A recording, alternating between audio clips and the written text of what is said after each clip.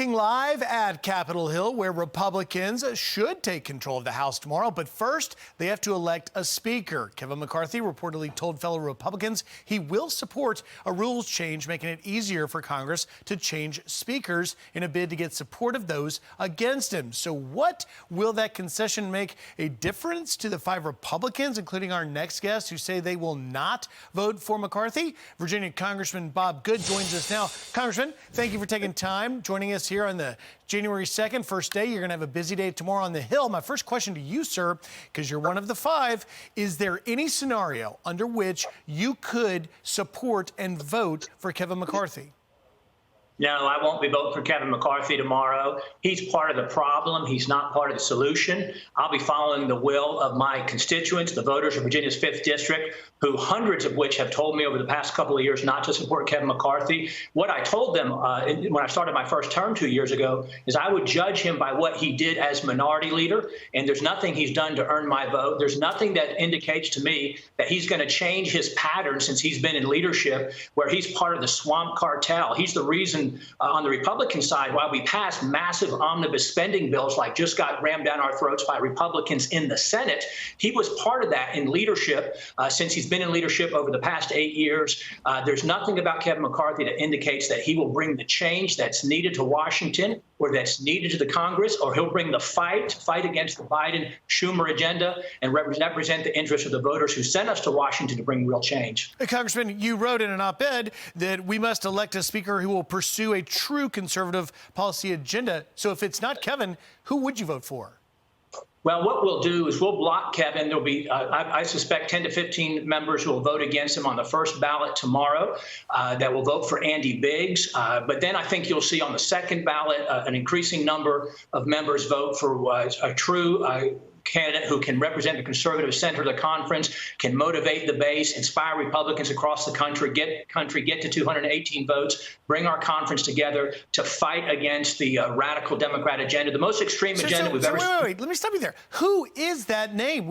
Here we are in the 11th hour. There are no names. Give me a name. It's not Andy Biggs. Andy Biggs isn't going to win. Well, I'm not going to resist for a few more hours what I have resisted for the last several weeks, because, as you know, if we were to put forth a name right now or over the last few weeks, that person would suffer all the attacks and retaliation and all the threats. So you don't have a name. I mean, what leader? Absolutely.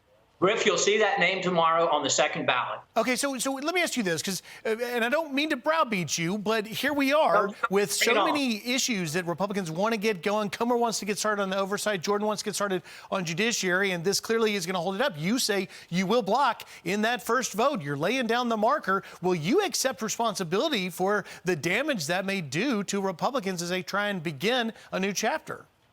You know, it's funny, Griff. Conservative pundits, conservative media has criticized Kevin McCarthy and the Republican leadership, the Republican establishment all of these years, and yet they want us to now surrender to that and to vote for the status quo, to continue what we've always done, so we'll get what we've always gotten. Some of us came to Congress to bring true transformational change to Congress, to Washington. We're willing to risk everything to save this country, to save the republic. We're teetering on the brink as a country with an open border, with $32 trillion in national debt, a woke education system, a weakened military, and we know what we will get with Kevin McCarthy. So we're going to block that. To suggest that out of 222 members of Congress on the Republican side, there's only one person who can be the speaker just because he happens to be the current minority leader or but minority who is he? Could you envision Steve Scalise elevating from majority leader? We're going to find out tomorrow on the second ballot, Griff. So if that indeed occurs in the second ballot, what is it? What proof do you have that there is enough votes for that person on a second ballot? Because you've got so many of the Republicans that said, hey, we wanted these changes, particularly the motion to vacate, which McCarthy has given, along with several of the rule changes that McCarthy laid out yesterday that conservatives wanted. How are you going to get the numbers for that person? It seems like you're headed into a real mess. Griff, we shouldn't be in a hurry to make a bad decision. It's worth it to fight for a few hours or even a few days to get the best possible person for speaker instead of just surrendering to the status quo, surrendering to the establishment. You know, if you want earmarks continued, Kevin McCarthy is your speaker. If you want massive Democrat spending bills passed with a Republican majority, as happened the last time he was the majority leader when we had control of Congress, Kevin McCarthy is your speaker. If you want to surrender the power of the purse and to not fight for true change, for true conservative principles, Kevin McCarthy would be your choice for Speaker. But that's not what we're going to vote for tomorrow. And there's many Republicans within our conference who are privately acknowledging they know he doesn't have the votes. They know that he's not a trustworthy leader. They know he's not a real conservative. And they're ready to vote against him once we put forth a true challenge candidate on that second ballot. I think a majority of Republicans seem to want to get started to address those issues you mentioned. And there are reports out there this morning in some of the Washington press that this is personal for you. In just the last 10 seconds, how do you respond to that? Is this personal? That's just silly. We're doing what we know is right for the country, what our constituents want us to do. We're doing this for those who voted for us to bring true change to Washington, fight against the Biden-Schumer agenda, and we're going to do everything we can to make sure that happens with a strong conservative leader who represents the conservative voters across the country who sent us to Washington. Congressman Bob Good, thank you for your time this morning. We look forward to seeing what happens tomorrow, sir. Thank you, Griff. Great to be with you.